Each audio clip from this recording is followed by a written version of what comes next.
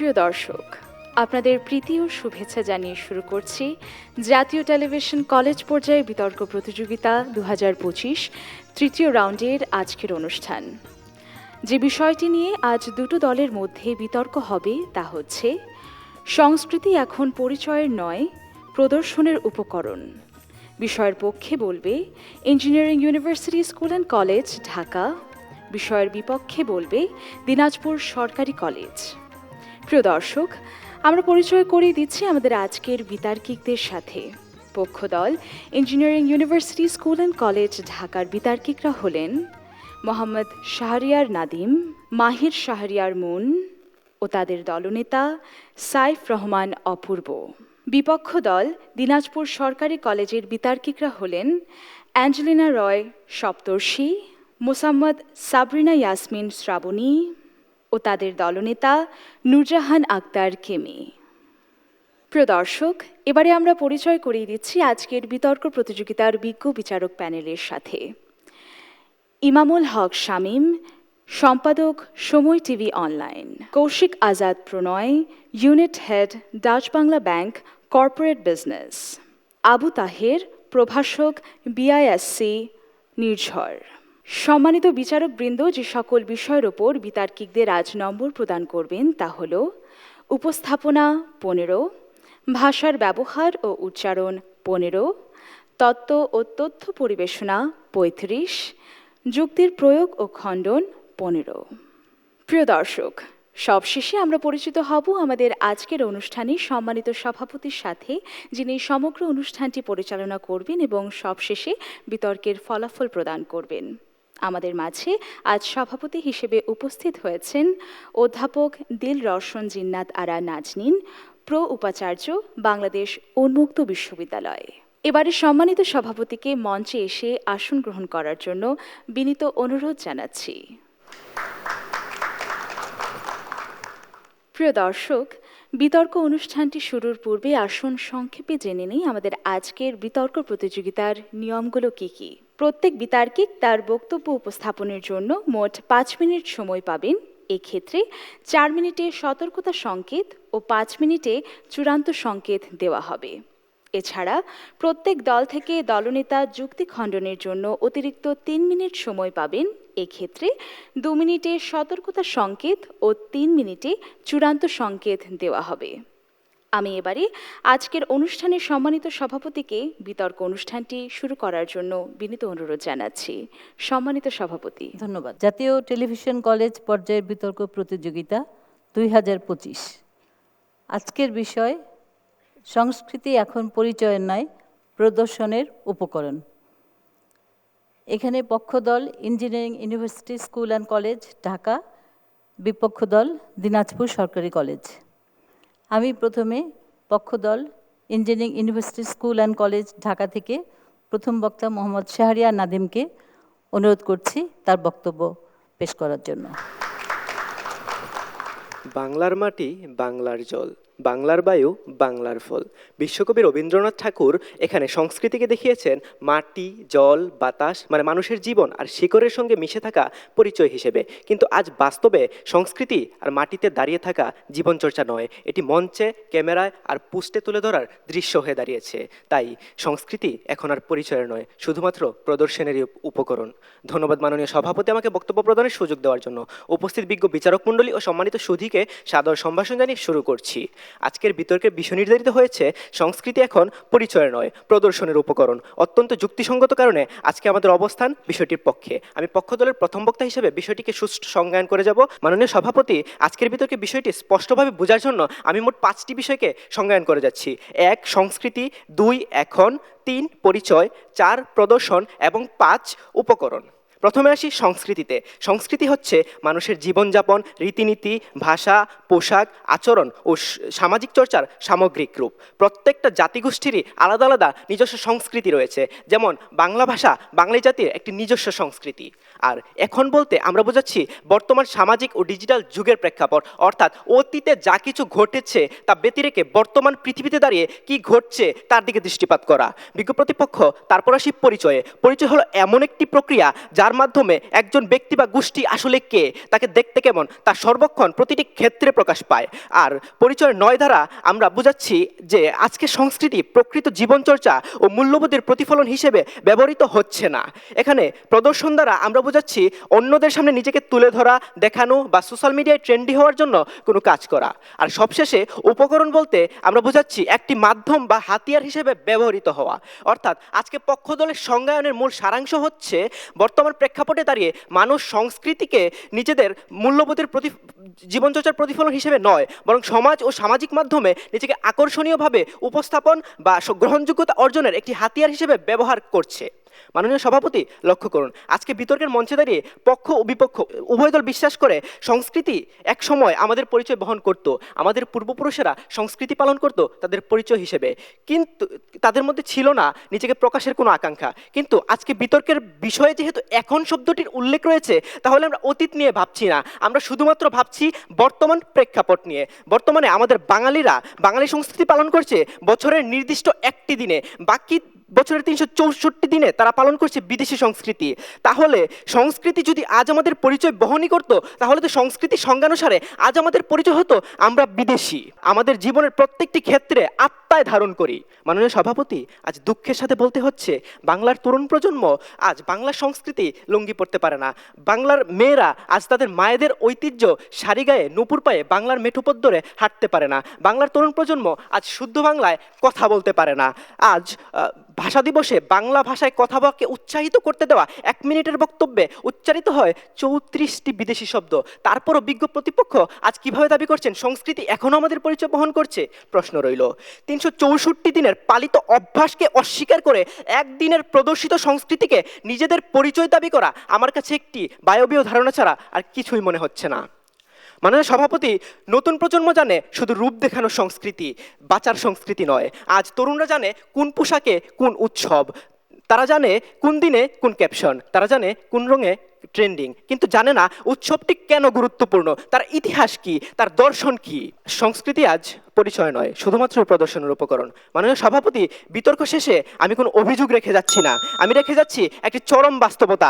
যে সংস্কৃতি আমরা বছরে একদিন পরে বাকি 364 দিন খুলে রাখি, তা আমাদের পরিচয় হতে পারে না। যে সংস্কৃতি আমরা জানি কিভাবে দেখাতে হয়, কিন্তু জানি না কেন তা ধারণ করতে হয়, তা পরিচয় নয়, শুধুমাত্রই প্রদর্শন। আজকের প্রজন্ম জানে উৎসবে ট্রেন্ডিং, কিন্তু জানে না তার দর্শন, ইতিহাস বা আত্মা। আর যেখানে আত্মা অনুপস্থিত, সেখানে পরিচয় কখনোই টিকে থাকে না। পরিচয় এমন কিছু নয় যা ক্যামেরা বন্ধ হলে বন্ধ হয়ে যায়। পরিচয় নিহিত থাকে হাঁটার ভঙ্গিতে, ভাষার স্বরে, চিন্তায় কিংবা চেতনায়। আজ যেখানে জীবনের বেশিরভাগ সময় চর্চা হয় বিদেশি সংস্কৃতির, সেখানে একজন বাঙালি হওয়া প্রদর্শনের স্বীকারোক্তি ছাড়া আর কিছুই নয়। তাই এই সত্যের ভিত্তিতে আজ আমরা দৃঢ়ভাবে দাবি করে গেলাম, সংস্কৃতি এখন পরিচয় নয়, প্রদর্শনী উপকরণ। ধন্যবাদ মাননীয় সভাপতি, ধন্যবাদ সকলকে। এখন বিপক্ষ দল দিনাজপুর সরকারি কলেজের প্রথম বক্তা অ্যাঞ্জেলিনা রায় সপ্তর্ষি। আবার আসিব ফিরে ধানসিঁড়িটির তীরে এই বাংলায়, হয়তো মানুষ নয়, হয়তোবা শঙ্খচিল শালিকের বেশে। লিখেছেন কবি জীবনানন্দ দাশ। পৃথিবীতে এত চমৎকার সব জায়গা থাকা সত্ত্বেও দ্বিতীয় সুযোগ পেয়ে কেউ যখন বলে আমি ফিরে যেতে চাই আমার ফেলে আসা জন্মভূমিতে, তখনই বোঝা যায় শিকড়ের টান কতটা দৃঢ়। আর এই শিকড়ের টান কি কখনো প্রদর্শনের উপকরণ বলা যায়? আমরা মনে করি না। এমনই প্রেক্ষাপটে দাঁড়িয়ে আজ আমাদের বিতর্কের বিষয় নির্ধারিত হয়েছে সংস্কৃতি এখন পরিচয় নয়, প্রদর্শনের উপকরণ। যুক্তিসঙ্গত কারণে আমি আমার দল বিষয়টির বিপক্ষে অবস্থান করছি। ধন্যবাদ মাননীয় সভাপতি আমায় কিছু বলবার সুযোগ দেওয়ার জন্য। আজ যে বিষয়গুলোতে আলোকপাত করা জরুরি তা হলো সংস্কৃতি, প্রদর্শন এবং প্রদর্শনের উপকরণ। সংস্কৃতি হলো কোনো সমাজের মানুষের বিশ্বাস, মূল্যবোধ, জীবনযাপনের পদ্ধতি, আচার অনুষ্ঠান, ভাষা, শিল্প, সাহিত্য এবং তার পারিপার্শ্বিক পরিবেশ থেকে অর্জিত দক্ষতা বা জ্ঞান। নৃতত্ত্ববিদ র্যাডক্লিফ ব্রাউনের মতে সংস্কৃতির প্রতিটি উপাদান সমাজের কোনো না কোনো প্রয়োজন পূরণ করে, এবং সাংস্কৃতিক নৃতত্ত্ববিদ ইবি টেলরের মতে সংস্কৃতি একটি ক্রমবিকাশমান প্রক্রিয়া, যা হয়তো আমার বিজ্ঞ প্রতিপক্ষ জানতে না, তাই তিনি বাঙালি ছেলে লুঙ্গি পরতে পারছে না বা বাঙালি মেয়ে শাড়ি পরতে পারছে না কেন তাই নেমেতে রয়েছেন। কিন্তু তারা তো জানে লুঙ্গি এবং শাড়ি কি, এবং তারা পাঞ্জাবি পরলেও চলবে, কারণ সংস্কৃতি সর্বদাই ক্রমবিকাশমান। আপনি বলেন মেঠোপথের হাঁটতে পারছে না, মেঠোপথ আছে কোথায়? এবার আসি প্রদর্শনে। উনি বললেন প্রদর্শন হলো মঞ্চ বা ক্যামেরায় তুলে ধরা বর্তমানে, কিন্তু আমি বলছি তা না। প্রদর্শন হলো নিজস্ব সংস্কৃতিকে মর্যাদার সাথে সচেতনভাবে উপস্থাপন করা। প্রদর্শন মোটেও নেতিবাচক কিছু নয়, কারণ আজকে আমরা বিতর্ক করছি, এটি প্রদর্শিত হবে বলেই মানুষ জানবে যে আমরা বাংলা সংস্কৃতি নিয়ে আজ বিতর্ক করছি। প্রদর্শনের মাধ্যমে আমরা নিজ সংস্কৃতিকে যুগের পর যুগ টিকিয়ে রাখতে পারবো এবং বিশ্ব দরবারে নিজের স্বকীয়তা তুলে ধরতে পারবো। কিন্তু কোনো কিছুকে যখন প্রদর্শনের উপকরণ বলা হয় তখন সেটি তার আধ্যাত্মিক গুরুত্ব হারিয়ে ফেলে, সংস্কৃতি বোধ থেকে বস্তুতে পরিণত হয়। কিন্তু আমরা মনে করি সংস্কৃতিকে বস্তুতে পরিণত করা নিঃসন্দেহে তার অবমাননা করা। আমাদের বিজ্ঞ প্রতিপক্ষ সংস্কৃতিকে প্রদর্শনের উপকরণ বলে যে রূপটি আমাদের সামনে তুলে ধরার চেষ্টা করলেন তা মূলত সংস্কৃতির একটি পুঁজিবাদী বিকৃতি মাত্র।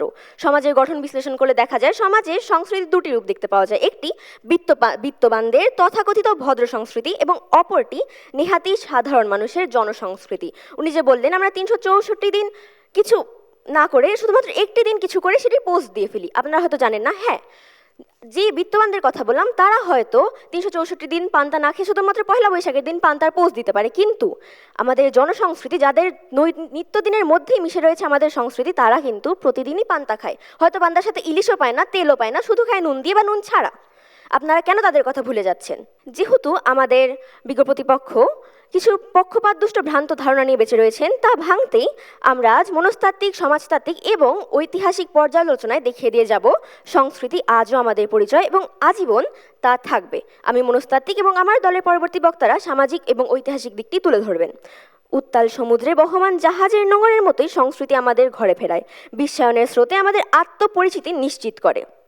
মাননীয় সভাপতি আমাদের সংস্কৃতি মাঝির একাকিত্ব ভোলাতে ধরা ভাটিয়ালি, উত্তরবঙ্গের ভাওয়াইয়া, জীবন দর্শনের বাউল, কারবালার শোকগাথার জারি গানের, আমাদের সংস্কৃতি রূপকথা এবং গীতি কবিতার, এবং এগুলো যেন হারিয়ে না যায় তাই 1920 সালে ডক্টর দীনেশ চন্দ্র সেন ময়মনসিংহ গীতিকা সংগ্রহের সম্পাদনা করেন। রূপকথার সংগ্রহ করেন দক্ষিণারঞ্জন মিত্র মজুমদার এবং উপেন্দ্র কিশোর রায়চৌধুরী। এদের ছিল না কোনো লোক দেখানোর স্বার্থ বা অন্য কিছু, ছিল নিজের সংস্কৃতিকে বাঁচিয়ে রাখার চেষ্টা। হ্যাঁ, কিন্তু আমাদের বিজ্ঞ প্রতিপক্ষ বলছেন তারা অতীতের কথা ভুলে যেতে চান এবং আজকেরটা দেখতে চান। এখন কি হচ্ছে? এখন আমরা এসব কিছুই করছি না, ভুল তথ্য।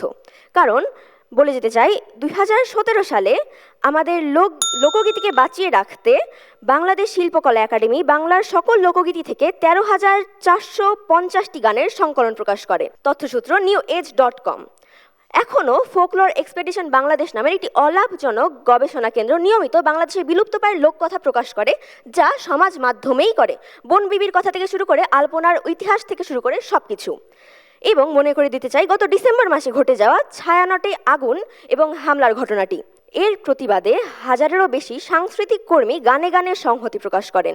আকাশ বাতাস ধ্বনিত হয়েছিল তীরহারা এই ঢের সাগর পাড়ি দেবরের সুরে। কেন কোনো পারিশ্রমিক ছাড়া, কোনো লোক দেখানোর চেষ্টা ছাড়া, সংস্কৃতিকে প্রদর্শনের উপকরণ বানানো ছাড়া তারা এই কাজটি করলেন? কেন হাজার হাজার মানুষ, হাজার হাজার সাংস্কৃতিক কর্মী একত্রিত হলেন? কারণ একটাই, আঘাত হানা হয়েছিল আমাদের অস্তিত্বে, এবং আঘাত যখন হানা হয় আমাদের অস্তিত্বে তখন মানুষ আর কিছুই মনে রাখে না। তাই আসুন আমরা মেনে নিই যতদিন আমাদের সংস্কৃতি থাকবে তা শুধু এবং শুধুমাত্রই আমাদের পরিচয় হয়ে বেঁচে থাকবে। ধন্যবাদ সবাইকে। ধন্যবাদ মাননীয় সভাপতি। পক্ষ দলের দ্বিতীয় বক্তা মাহির শাহরিয়ার মুন। আবার আসিব ফিরে ধানসিঁড়িটির তীরে এই বাংলায়, হয়তো মানুষ নয়, হয়তোবা সংকোচিল শালিকের বেশে। বিজ্ঞ প্রতিপক্ষের প্রথম বক্তাও হয়তো এই কবিতা আবৃত্তি করলেন ঠিকই, কিন্তু সে একটি ভুল সারমর্ম দিয়ে গেলেন। কেননা কবি জীবনানন্দ দাশের কাছে সংস্কৃতি মানে ফিরে যাওয়ার জায়গা, মাটি, নদী, পাখি, শিকড়, অর্থাৎ একটা জীবনের সঙ্গে মিশে থাকার পরিচয়। কিন্তু মাননীয় সভাপতি, এখন আমরা বাস্তবে যেটি হচ্ছে, সংস্কৃতি কখনোই ফিরে যাওয়ার জায়গা নয়, বরং এটি হয়ে উঠেছে সামনে দেখানোর জায়গা। এখন আমরা আর ধানসিঁড়িটির তীরে ফিরে যাই না, বরং আমরা এখন ফিরি ক্যামেরার ফ্রেমে। তাই সংস্কৃতি এখন আর শিকড়ের পরিচয় নয়, বরং এটি হয়ে উঠেছে প্রদর্শনের উপকরণ। ধন্যবাদ মাননীয় সভাপতি, বিজ্ঞ বিচারক মণ্ডলী এবং যারা শুনছেন সকলকে সাদর সম্ভাষণ জানিয়ে শুরু করছি। মাননীয় সভাপতি, বিজ্ঞ প্রতিপক্ষের প্রথম বক্তা তার 5 মিনিটের নির্ধারিত বক্তব্য উপস্থাপন করে গেলেন। আমিও খুব মনোযোগ দিয়ে শুনছিলাম। তার উচিত ছিল এবং আমরাও প্রত্যাশা করেছিলাম যে সে এসে স্পষ্ট করে দিয়ে যাবেন সংস্কৃতি কেন এখনো পরিচয়ের ভিত্তি এবং সঙ্গে সঙ্গে কেন এটি এখনো প্রদর্শনের উপকরণে পরিণত হয়নি। কিন্তু অত্যন্ত দুঃখের বিষয়, সে শুধুমাত্র সংস্কৃতি কেন পরিচয়ের ভিত্তি এই একটি বিষয়ের উপর আলোকপাত করার চেষ্টা করছেন এবং সেটিও যে কেন ভুল সেটি আমি আমার বক্তব্যের মাধ্যমে প্রমাণ করে দিয়ে যাচ্ছি। মাননীয় সভাপতি, আজকে আমরা এমন একটি সময় দাঁড়িয়ে আছি যখন আমাদের সংস্কৃতিকে বিলীন করে দেওয়ার জন্য আর কোনো প্রতিবন্ধকতার প্রয়োজন হয় না, কেননা আমরাই প্রতিদিন স্বেচ্ছায় ও সানন্দে আমাদের নিজেদের সংস্কৃতিকে আড়াল করছি। মাননীয় সভাপতি, প্রথমে আসি ভাষাগত সংস্কৃতির ক্ষেত্রে। সামাজিক মর্যাদার ভয়ে তথাকথিত হাই স্ট্যাটাস বজায় রাখার তাড়নায় এখন আমরা 5 শব্দের বাংলা বাক্যে 4টি শব্দ ইংরেজিতে বলাকে আধুনিকতার মাপকাঠি বানিয়ে ফেলেছি। আবার 21শে ফেব্রুয়ারি এলে আমরাই ফেসবুকে আবেগঘন স্ট্যাটাস দেই, এই ভাষাতেই জন্ম আমার, এই ভাষাতেই মরি। সেদিন প্রোফাইলের ছবি বদলে যায়, টাইমলাইনে লাল সবুজের ঢেউ ওঠে, অথচ বছরের বাকি দিনগুলোতে সেই ভাষা ও সংস্কৃতি কিন্তু অবহেলিত হয়। এই দ্বৈত আচরণ থেকে প্রমাণিত হয় সংস্কৃতি এখন আর অন্তরের পরিচয় নয়, বরং এটি হয়ে উঠছে বিশেষ দিনকেন্দ্রিক প্রদর্শনের উপকরণ। অতএব বাংলা ভাষা ও সংস্কৃতির প্রতি ভালোবাসা এখন আর চর্চার বিষয় নয়, বরং প্রদর্শনের একটি আনুষ্ঠানিকতা মাত্র। দ্বিতীয় ক্ষেত্র, পহেলা বৈশাখ। মাননীয় সভাপতি, পহেলা বৈশাখ আমাদের ঐতিহ্য, শিকড় এবং আত্মপরিচয়ের এক জীবন্ত দলিল। এটি বাঙালি জাতির সম্প্রীতি, সাম্য ও সম্মিলিত উচ্ছ্বাসের এক অনবদ্য প্রতীক। এই উৎসব আমাদের বাঙালি জাতিসত্তার গর্ব, ঐক্য এবং সাংস্কৃতিক উত্তরাধিকারের এক সুদৃঢ় অভিব্যক্তি। কিন্তু মাননীয় সভাপতি, বাস্তবতার নির্মম প্রতিচ্ছবি কি আমরা অস্বীকার করতে পারি? সারা বছর পাশ্চাত্য ট্রেন্ড, তথাকথিত আধুনিকতার মোহ এবং ভোগবাদীর সংস্কৃতিতে বিলীন করে দিয়ে নিজেদেরকে শুধুমাত্র বছরের ওই একটি দিন পহেলা বৈশাখে লাল সাদা শাড়ি কিংবা পাঞ্জাবি পরিধান করে বাঙালিয়ানা প্রদর্শনে অবতীর্ণ হওয়া কি পরিচয়ের প্রকাশ, নাকি প্রদর্শনের লীলাখেলা? বিজ্ঞ প্রতিপক্ষ, আশা করি আপনার উত্তর দ্বিতীয়টি। যে সংস্কৃতি আজ আত্মপরিচয়ের অবিচ্ছেদ্য অংশ হওয়ার কথা ছিল, সেটি আজ ফেসবুক বা ইনস্টাগ্রামে আইডিয়া কন্টেন্ট, ভিউ বৃদ্ধির কৌশল এবং নান্দনিক ফ্রেমবন্দি প্রদর্শনের উপকরণে পরিণত হয়েছে। যে সংস্কৃতি বছর 365 দিন আমাদের ভাষা, আমাদের মূল্যবোধ, আমাদের আচরণে প্রতিফলিত হওয়ার কথা ছিল, সেটি আজ পরিণত হয়েছে 2 থেকে 3 দিনের ডিসপ্লে আইটেমে। অর্থাৎ এই বিষয়টি থেকেই স্পষ্টরূপে প্রতীয়মান হয় যে পহেলা বৈশাখের মতো একটি মহান সাংস্কৃতিক প্রতীকও এখন আর পরিচয় নয়, বরং সামাজিক স্বীকৃতি ও দৃশ্যমানতার প্রবাহমানতায় শুধুমাত্র একটি প্রদর্শনমূলক উপকরণ।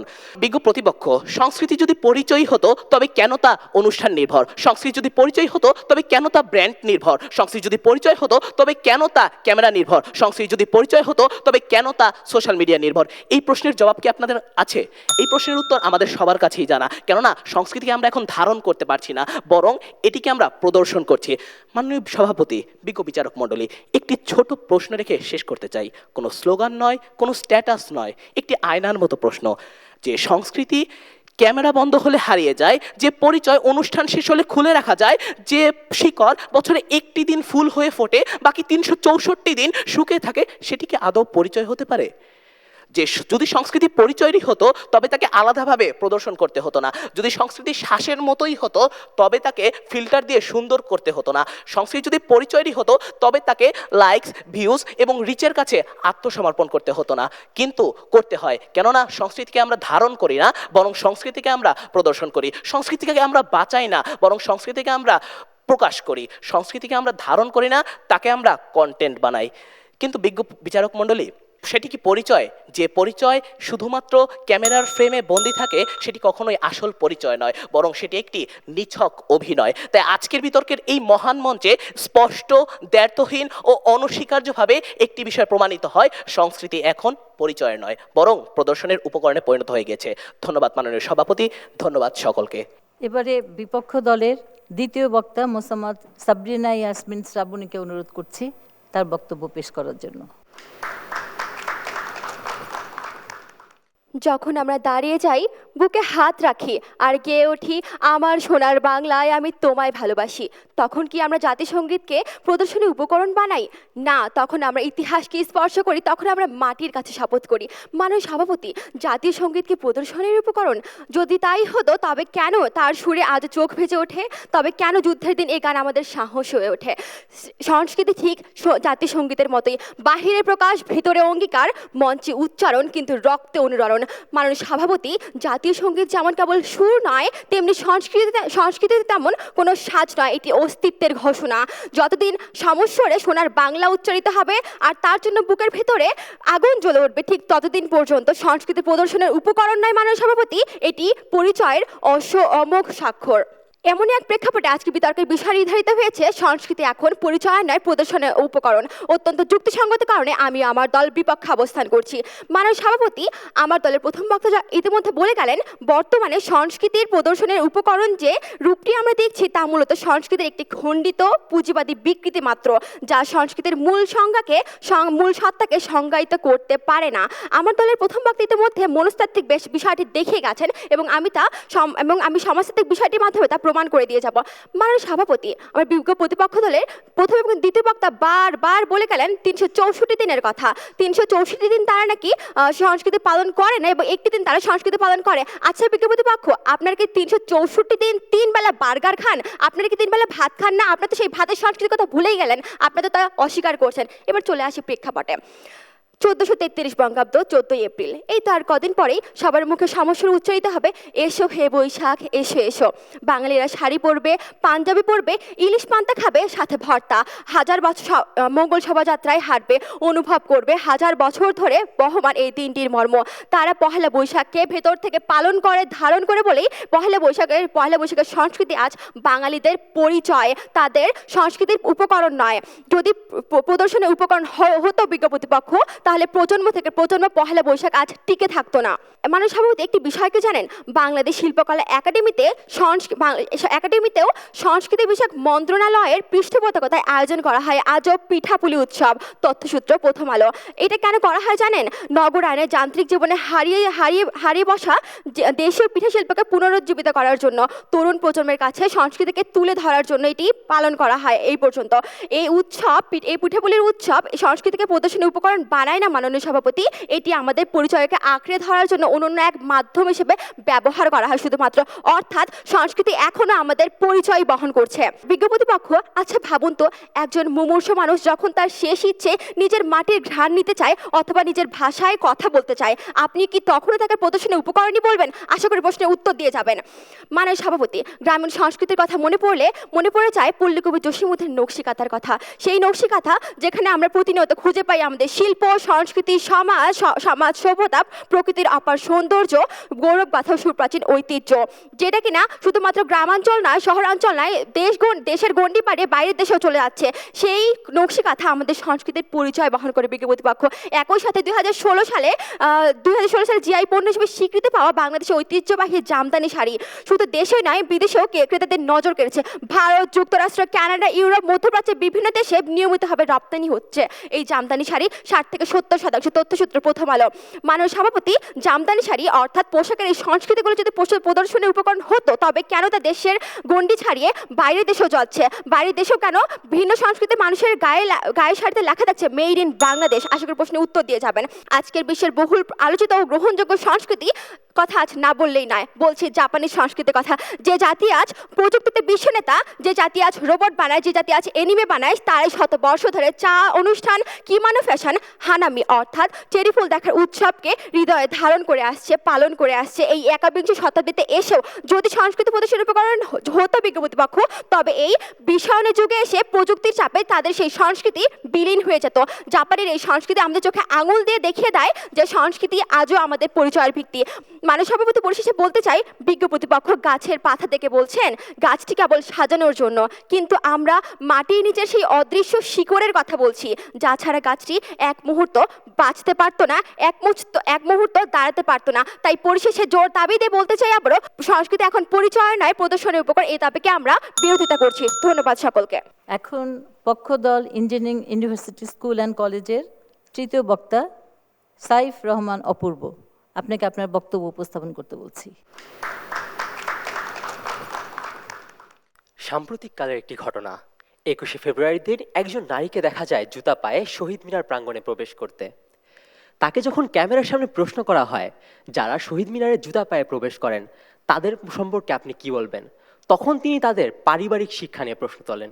কিন্তু পরক্ষণে যখন তাকে তার নিজের ভিডিওটি দেখানো হয়, যেখানে সে নিজেই জুতা পায়ে শহীদ মিনার প্রাঙ্গণে প্রবেশ করেছিলেন, তখন তিনি এটিকে কোনো সমস্যাই না বলে আখ্যায়িত করেন। মাননীয় সভাপতি, এরকম হাজারো উদাহরণ দেখে যেতে পারবো যখন সংস্কৃতি, মতামত সব হয়ে যায় ক্যামেরায় প্রদর্শন নির্ভর। বর্তমান যুগে এসেও সংস্কৃতি পরিচয়ের ধারক হিসেবে কাজ করছে, এর কোনো বাস্তব উদাহরণ আমাদের সমাজে নেই। ধন্যবাদ মাননীয় সভাপতি, বিজ্ঞ বিচারক মণ্ডলী এবং উপস্থিত যারা আমাকে শুনছেন, সকলকে জানাই আমার সাদর সম্ভাষণ। আজকে পক্ষ দলের দলনেতা হিসেবে আমি আমার দলের স্পষ্ট ব্যাখ্যা দিয়ে দিতে চাই। সংস্কৃতি আর আত্মপরিচয়ের গভীর প্রকাশ নয়, আধুনিক সমাজে এটি ক্রমশ প্রদর্শনের উপকরণে পরিণত হয়েছে। সংস্কৃতি একসময় ছিল বিশ্বাসের চর্চা, জীবনের স্বাভাবিক অভ্যাস, প্রজন্ম থেকে প্রজন্মে বহমান মূল্যবোধ। কিন্তু আজ সংস্কৃতি মানে ক্যামেরার সামনে কিছু মুহূর্ত, সংস্কৃতি মানে ভিউ, লাইকস আর হচ্ছে রিচ, সংস্কৃতি মানে হচ্ছে যা আমরা মানুষকে দেখাতে পারি। সংস্কৃতি এখন আর চর্চা নয়, এটা পরিণত হয়েছে এক ইভেন্টে। ধর্মীয় অনুষ্ঠান ছিল আগে একসময় বিশ্বাসের প্রকাশ, উৎসব ছিল পারিবারিক সংযোগ, পোশাক ছিল জীবনধারার একটি অংশ। কিন্তু বর্তমানে ঈদ মানেই হয়ে গেছে একটি ফটোশ্যুট। ঈদের নামাজে যাওয়া থেকে শুরু করে ঈদের নামাজ থেকে আসা পর্যন্ত সম্পূর্ণ সময় চলে ছবি তোলা। এমনকি ঈদের নামাজ শেষে যতক্ষণ না পর্যন্ত ফেসবুকে পোস্ট করা হয় আলহামদুলিল্লাহ ঈদের নামাজ ডান, এই পোস্টটি না করা পর্যন্ত কারো ঈদের দিনটি শুরু হয় না। এমনকি যখন এই যে আমার উৎসবের দিনটিতে বাসায় গিয়ে পরিবারের সাথে সময় অতিবাহিত করার কথা ছিল, সেই সময়টিও পরিবারের সাথে সময় অতিবাহিত না করে আমার ফেসবুকে কোন পোস্টে কত লাইক হলো, কোন পোস্টে কত কমেন্ট, কোন পোস্টে কত শেয়ার, এগুলো দেখাতে আমরা ব্যস্ত। এগুলো কি প্রদর্শনের উপকরণ নয় বিজ্ঞ প্রতিপক্ষ? আজকে আমরা পহেলা বৈশাখের কথা বলছি। পহেলা বৈশাখের পান্তা ইলিশ খাওয়া এখন আমাদের জন্য একটি ট্রেন্ড। কিন্তু দুঃখের বিষয় কি জানেন মাননীয় সভাপতি, আমরা অনেকেই জানি না আসলে পান্তা ইলিশ খাওয়ার তাৎপর্যটা কি। বৈশাখ মাস অত্যন্ত তাপদাহ একটি মাস, এই সময়ে তাপমাত্রা থাকে সর্বোচ্চ, তাই শরীরকে ঠান্ডা রাখার জন্য প্রয়োজনীয় খাদ্য উপাদান আমাদের গ্রহণ করা খুবই জরুরি। পহেলা বৈশাখে আমরা যখন পান্তা ভাত খাই, পান্তা যখন এই ভাতটা যখন পানিতে মিশিয়ে রাখা হয়, এটা একটি সুপার ফুডে পরিণত হয়, যেটি আমাদেরকে সারাদিন শরীর ঠান্ডা রাখতে সহায়তা করে। কিন্তু আমরা এই ট্রেন্ডের খাতিরে বর্তমানে শুধুমাত্র পহেলা বৈশাখ এই একটি মাত্র দিন পান্তা ইলিশ খেয়ে আমাদের নিজেদেরকে বাঙালিয়ানা পরিচয় দিতে প্রকাশ করি। কিন্তু এই যে সম্পূর্ণ মাস জুড়ে, যেখানে আগে আমাদের পূর্বপুরুষেরা এই সম্পূর্ণ তাপদাহ মাস জুড়ে পান্তা ইলিশটা খেত, যেটা আমাদের পরিচয়ের অংশ, সেটা কিন্তু আমরা এখন আর করছি না। আরও দুঃখের বিষয় কি জানেন মাননীয় সভাপতি, আজকে যদি কোনো আরেকজনের ফেসবুক পোস্ট আমার চোখের সামনে না পড়ে, তাহলে এই পান্তা ইলিশটা আর খাওয়া হয় না। আমরা শুধুমাত্র এই পান্তা ইলিশটা খাই এই ফেসবুকে একটি পোস্ট দেওয়ার জন্য। যে সংস্কৃতি বছরের 365 দিন আচরণে থাকার কথা ছিল, তা প্রায় একটি অনুষ্ঠান নির্ভর হয়ে গেছে। আমরা একটি অনুষ্ঠানের নাম দিয়ে দিয়েছি এবং ওই অনুষ্ঠান নির্ভর কাজ করি। এই জিনিসটা আসলে কখনো তাহলে আমাদের পরিচয়ের অংশ হতে পারে না বিজ্ঞ প্রতিপক্ষ। সোশ্যাল মিডিয়া সংস্কৃতিকে পরিচয় থেকে প্রদর্শনে রূপান্তর করেছে, আর সংস্কৃতি আর ভিতরের বিষয় নয়, এটি পারফর্মেটিভ একটি আইডেন্টিটি হয়ে গেছে। আগে আমরা সংস্কৃতি পালন করতাম আমাদের পরিচয় হিসেবে, এখন আমরা সংস্কৃতি পালন করি দর্শকের জন্য, বিশ্বাস প্রকাশ করি অডিয়েন্সের জন্য, ঐতিহ্য ব্যবহার করি ব্র্যান্ডিংয়ের জন্য। আজ 21শে ফেব্রুয়ারির দিন যখন এই কলেজ পড়ুয়া শিক্ষার্থীকে প্রশ্ন করা হয় আজকে কি দিবস বলো তো, তখন বলে আজকে তো বিজয় দিবস। পরবর্তীতে যখন তাকে প্রশ্ন করা হয় যে এই ভাষার জন্য আমাদের 21শে ফেব্রুয়ারির দিন কতজন মানুষ শহীদ হয়ে গিয়েছিল, তখন সে উত্তর দেয় 30 লক্ষ। মাননীয় সভাপতি, এইসব বলতে আমার কষ্ট হয়। আজকে আমরা আমাদের পরিচয়কে, আমাদের সংস্কৃতিকে, আমাদের ইতিহাসকে আমরা সব ভুলে যাচ্ছি। আমরা শুধুমাত্র এই অনুষ্ঠান নির্ভর কার্যকলাপ করছি। আজকে সেই এক মানুষটাই কিন্তু বাসায় গিয়ে ফেসবুকে পোস্ট করবে আজকে ভাষা শহীদদের প্রতি বিনম্র শ্রদ্ধা, কিন্তু আসলে তার অন্তরে সে এই জিনিসটি ধারণ করে না, তার অন্তরে এই বিষয়টি নেই যে আসলে সেই ভাষা শহীদদের প্রতি বিনম্র শ্রদ্ধা প্রদান করছে। শুধুমাত্র সেই ফেসবুকে পোস্টটি দেওয়ার জন্য, শুধুমাত্র ওই প্রদর্শনটি করার জন্য, শুধুমাত্র নিজের রিচ বাড়ানোর জন্য, শুধুমাত্র নিজেকে প্রকাশ করার জন্য যে আমি একজন সংস্কৃতিবান লোক, আমি একজন বাঙালি লোক, এই জিনিসটা প্রকাশ করার জন্য শুধু সেই জিনিসটি করছে। কিন্তু আসলে তার ভিতরে এই পরিচয়ের একটি বিন্দু পরিমাণ ফোঁটাও বিদ্যমান নেই। বিজ্ঞ প্রতিপক্ষ আর প্রথম বক্তা আমাকে বলে গেলেন যে আসলে প্রদর্শন ইতিবাচক নেতিবাচক কিছু না, এটা আসলে ইতিবাচক একটা জিনিস। আচ্ছা, আমি আপনাকে একটা জিনিস বোঝাই। আপনার সংস্কৃতি যদি এরকম হয় যে সময়ের সাথে সাথে এটি বিকৃত হয়ে যায় এবং এটি হয়ে যায় অনুষ্ঠান নির্ভর, এবং আপনার এই সংস্কৃতিকে কেন্দ্র করে যখন পণ্য বাজারে বিক্রি করা শুরু হয়, কেন শুধুমাত্র আমার 14 ফেব্রুয়ারি এবং 21শে ফেব্রুয়ারির দিন ফুলের দাম যেটা 10 টাকা 20 টাকা থাকা উচিত ওইটা হয়েছে 100 টাকা? কেন আমার ঈদ আসলেই আমার বেড়ে যায় হচ্ছে পোশাকের দাম? কেন আমার পহেলা বৈশাখ আসলে বেড়ে যায় ইলিশের দাম? এগুলো কেন হয়েছে? কারণ কি আপনারা এই জিনিসগুলোকে প্রদর্শনের উপকরণ পরিণত করেছেন। একটা দিন কেন্দ্রিক আপনার প্রদর্শনের উপকরণে পরিণত হয়েছে। এই প্রদর্শনের উপকরণ রয়েছে পণ্য, এবং এই পণ্যের কারণে আমরা আজকে বিশ্বাস করি সংস্কৃতি এখন পরিচয় নয়, প্রদর্শনের উপকরণ। এ বলে আমার বক্তব্য শেষ করছি। ধন্যবাদ মাননীয় সভাপতি, ধন্যবাদ সবাইকে। এবার বিপক্ষ দল দিনাজপুর সরকারি কলেজের তৃতীয় বক্তা নূরজাহান আক্তার কেমি। মাননীয় সভাপতি, আজ বিতর্কের মঞ্চে খুব গর্বের সহিত বলতে চাই, আমার বাবা একজন রেমিটেন্স যোদ্ধা, তিনি একজন প্রবাসী। কিন্তু জানেন, সেই হাজার মাইল দূরে প্রবাসে বসেও বিদেশের উঁচু দালানের মাঝে ঝকঝকে শহরেও তার মনে আজও স্মৃতিচারিত হয় সেই গ্রামীণ বাংলার কথা, আমার দেশের কথা। তার স্মৃতিচারিত হয় বৃষ্টি ভেজা এক সকাল, সাথে বাঙালিয়ানা খিচুড়ি আর আচারের কথা। তার হৃদয়ে এখনো চলে উৎসবের আলো। দেশ থেকে হাজার মাইল দূরে এই আবেগটা কি শুধুই প্রদর্শনের উপকরণ বিজ্ঞ প্রতিপক্ষ? আশা করি উত্তর দিয়ে যাবেন না। আমার বাবা সহ 1,48,00,000 প্রবাসীদের এটা আবেগ না, এটা তাদের পরিচয়, এটা তাদের সংস্কৃতি বিজ্ঞ প্রতিপক্ষ। ঠিক এমনই প্রেক্ষাপটে আজ আমাদের বিতর্কের বিষয় নির্ধারিত হয়েছে সংস্কৃতি এখন পরিচয় নয়, প্রদর্শনের উপকরণ। বাস্তবিক কারণে আমিও আমার দল এর বিপক্ষে অবস্থান করছি। মাননীয় সভাপতি, আজ বাঙালিদের আবেগ পিঠাপুলি। নবান্ন এলেই ধুম পড়ে যায় পিঠাপুলির জন্য। ঠিক তখন আমার বাবার সাথে গল্প করতে যায়, আমার বাবা জানালেন তার এক জাপানিজ কলিগ জানেন না চিতই পিঠা কি জিনিস। কিন্তু আমার বাবা যখন খাচ্ছিলেন, আমার বাবার সূত্র ধরে তিনি জানতে পারলেন চিতই পিঠা কি জিনিস। অর্থাৎ সেই সুদূর প্রবাসেও আজ আমাদের সংস্কৃতি, তার পরিচয় বহন করছে এই জিনিসগুলো। তাহলে আমরা কি এখনো বলবো যে এগুলো প্রদর্শনের উপকরণ বিজ্ঞ প্রতিপক্ষ? আশা করি উত্তর দিয়ে যাবেন। মাননীয় সভাপতি, বাংলাদেশের সংস্কৃতি একরঙা কোনো ক্যানভাস নয়, এটি বহু রঙের মিশ্রণে আঁকা এক জীবন্ত ছবি। বাংলাদেশে চাকমা, মারমা, সাঁওতাল, গারো সহ ইত্যাদি ইত্যাদি ক্ষুদ্র নৃগোষ্ঠীর মানুষজন বসবাস করে, কিন্তু তাদের রয়েছে বিভিন্ন ধরনের আচার আচরণ, ধর্মীয় সংস্কৃতি এবং নিজস্ব ভাষা পর্যন্ত। কিন্তু জানেন কি, বাংলাদেশ সরকার দেশে নৃগোষ্ঠীর অনন্য সংস্কৃতির রক্ষার্থে এবং মর্যাদা প্রণয়নের জন্য বিভিন্ন জেলায় ক্ষুদ্র নৃগোষ্ঠীর সাংস্কৃতিক ইনস্টিটিউট প্রতিষ্ঠা করেছে। এমনকি সুষ্ঠুভাবে পরিচালনার জন্য ক্ষুদ্র নৃগোষ্ঠীর সাংস্কৃতিক প্রতিষ্ঠা আইন 2010 প্রণয়িত হয়েছে। বিজ্ঞ প্রতিপক্ষ, সংস্কৃতি বিষয়ক মন্ত্রণালয়ের মাধ্যমে জেলা পর্যায়ে সাংস্কৃতিক কর্মকাণ্ডের জন্য বাজেট বরাদ্দ হয় 778 কোটি টাকা। 2025-26 অর্থ বছরে বাজেট বরাদ্দ হয় 824 কোটি টাকা। তথ্যসূত্র দ্য বিজনেস স্ট্যান্ডার্ড, 3 জুন 2025। বিজ্ঞ প্রতিপক্ষ, এই বাজেট কি প্রমাণ করে না যে এখনো সেই সংস্কৃতি আমাদের পরিচয় বহন করছে?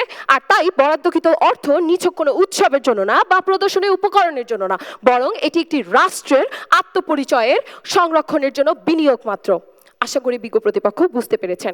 মাননীয় সভাপতি, ভাষা তো সংস্কৃতির প্রথম দরজা। তিনি বলে গেলেন আজ আমাদের তরুণ প্রজন্মরা নাকি ভাষা সংস্কৃতি চর্চা করে না। তাদের বলতে চাই, ইস্পাহানি মির্জাপুর প্রত্যেক বছর বাঙালি বিদ নামক একটি প্রতিযোগিতা আয়োজন করে থাকে। তারা যে এই প্রতিযোগিতা আয়োজন করে থাকে এর পেছনের কারণ হচ্ছে তরুণ প্রজন্মকে বাংলায় এবং তাদের সংস্কৃতিকে ধরে রাখার জন্য। তো বিজ্ঞ প্রতিপক্ষ, আপনি কি এখনো বলবেন যে এখনো বাংলা আমরা ভাষা সংস্কৃতি চর্চা করছি না? এবং যখন ভাষা কেড়ে নেওয়া মানে একটি জনগোষ্ঠীর সাংস্কৃতিক অস্তিত্বকে অস্বীকার করা, যা 1952 সালের ভাষা আন্দোলনের শহীদরা হতে দেননি। তাদের রক্ত ঝরেছে, কিন্তু তাদের ত্যাগের বিনিময়ে আজ 1999 সালে স্বীকৃতি হয় 188টি দেশের মাধ্যমে যে 21শে ফেব্রুয়ারি পালিত হবে আন্তর্জাতিক মাতৃভাষা দিবস হিসেবে।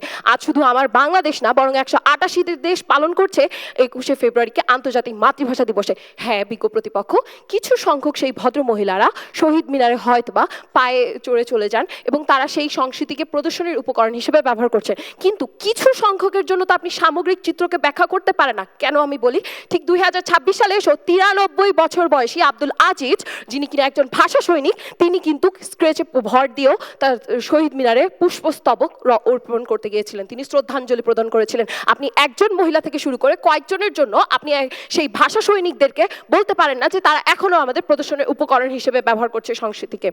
মাননীয় সভাপতি, যেখানে অন্যায় জন্মে সেখানেই জন্ম নেয় সংস্কৃতির সবচেয়ে সাহসী রূপ, আর তা হলো প্রতিবাদ। জহির রায়হানের আরেক ফাল্গুনের আসছে ফাগুন আমরা হব দ্বিগুণ থেকে শহীদ আমাদের শামসুর রহমানের তোমাকে পাওয়ার জন্য হে স্বাধীনতা থেকে 2024-এর জুলাই গণঅভ্যুত্থানের সেই 100 বছর আগে পের হয়ে যাও। পরিশেষে বলতে চাই, সংস্কৃতি এখন পরিচয়ের, প্রদর্শনের উপকরণ নয়। ধন্যবাদ। এখন আমাদের যুক্তি খণ্ডন পর্ব শুরু হচ্ছে। যুক্তি খণ্ডন করবেন সাইফ রহমান অপূর্ব, পক্ষ দলের দলনেতা। আজকের এই বিতর্কের মঞ্চে বিপক্ষ দলের সবচেয়ে ভ্রান্ত ধারণা হচ্ছে তারা আজকে সংস্কৃতি কি প্রদর্শনের উপকরণ এটা কি নেতিবাচক নাকি ইতিবাচক এই জিনিসটার উপর অনেক বেশি আলোকপাত করেছেন। কিন্তু কথা হলো এইটা যে সংস্কৃতির এই যে প্রদর্শন এটা নেতিবাচক ইতিবাচক যেটাই হোক, যেটুকু একটা হইলেও কিন্তু এটা আমাদের পক্ষে কথা বলছে। তা আপনার যে আলাপটা দিচ্ছেন এইটা সম্পূর্ণ ভুল এখানে।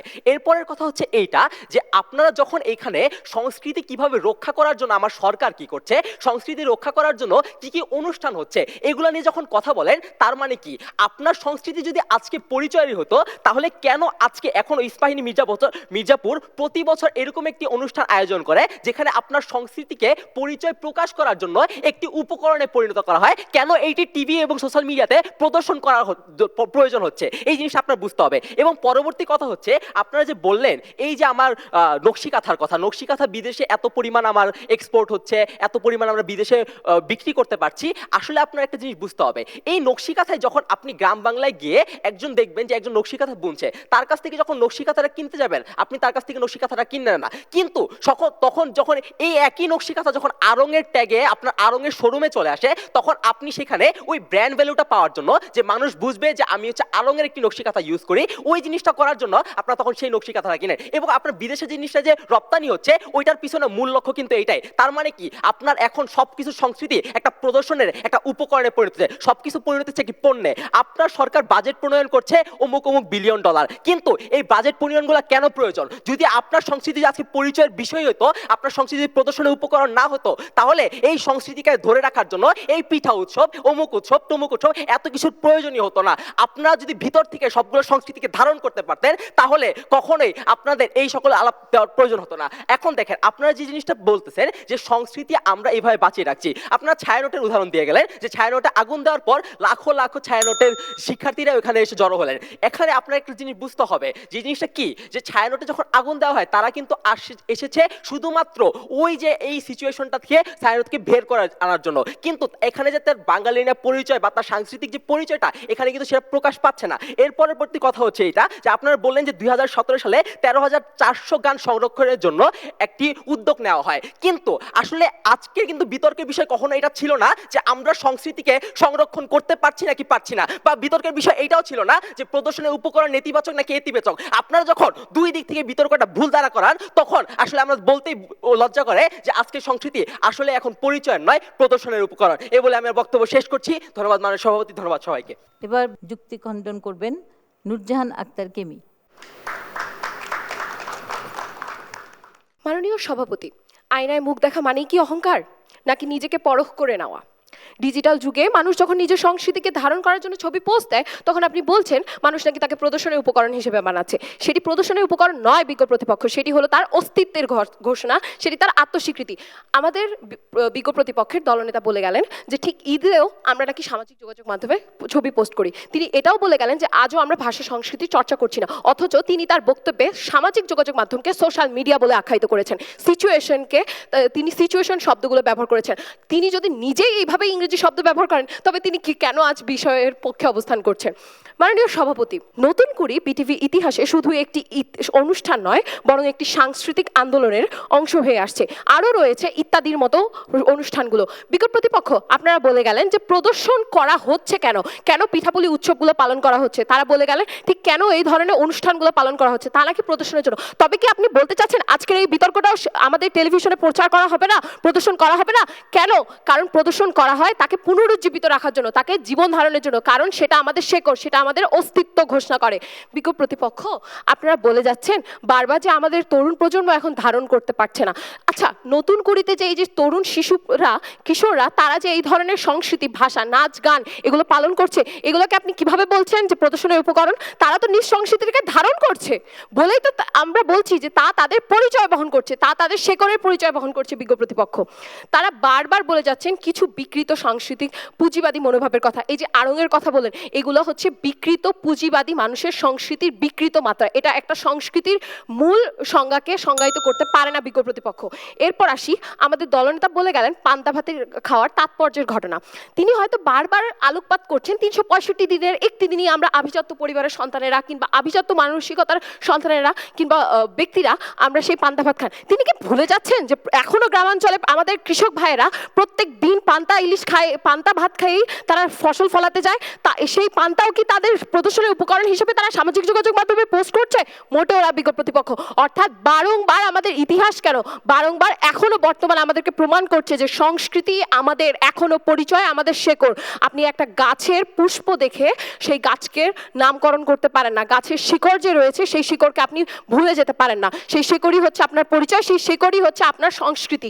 আর আপনি এই সংস্কৃতি সেই প্রবাসে বসা বাঙালিদের কথা বলেন কিংবা আমাদের দেশের তরুণ প্রজন্মরা কথা বলেন, যারা জুলাই গণ অভ্যুত্থানে যদি নিজ সংস্কৃতির জোটে তারা যদি বাংলা ভাষা বলবীর বল উন্নততম শির বলে যদি তারা আন্দোলনও করতে পারে, তবে তারা আজও মানে যে সংস্কৃতি এখনো আমাদের পরিচয় বিজ্ঞ প্রতিপক্ষ। ধন্যবাদ দুটি দলকে। সংস্কৃতি এখন পরিচয়ের নয়, প্রদর্শনের উপকরণ। এই প্রসঙ্গে আমরা দুই পক্ষের বক্তব্য শুনলাম। সংস্কৃতি কি? সংস্কৃতি মানুষ যা করে সেটাই তার সংস্কৃতি। মানুষের জীবনযাপন, কথা বলা, চিন্তা চেতনা, ধর্ম, নাচ গান, পোশাক পরিচ্ছদ সব কিছুর সমন্বয় হচ্ছে সংস্কৃতি। এটা হচ্ছে প্রদর্শন করতে না চাইলেও কিছুটা প্রদর্শিত হয়, আবার এটা আমরা প্রত্যেকেই আমাদের অন্তরে ধারণ করি। আবার দেখা যায় যে আমাদের যে নৃতাত্ত্বিক পরিচয়, আমরা বাংলাদেশের মানুষরা বাঙালি, নৃতাত্ত্বিক পরিচয় আমাদের। এই পরিচয় যখন আমাদের শুরু হয়েছে, বাঙালি জাতীয়তাবাদের একটা অংশ কিন্তু বা একটা উপাদান হচ্ছে ভাষা এবং সংস্কৃতি। ভাষা এবং সংস্কৃতিকে কেন্দ্র করে আমাদের ভাষা আন্দোলন তৈরি হয়েছিল, গড়ে উঠেছিল এবং তার ফলশ্রুতিতে আমরা বাঙালি হিসাবে পরিচিতি পেয়েছি। এখন যে জাতি তার সংস্কৃতিকে ভুলে যায়, যে জাতি তার সংস্কৃতিকে পালন করে না, তারা কখনো মাথা উঁচু করে দাঁড়াতে পারে না। তবে সংস্কৃতি সবসময় কিছু না কিছু নিজের মধ্যে চেঞ্জ করতে থাকে, সবসময় কখনো থেমে যায় না।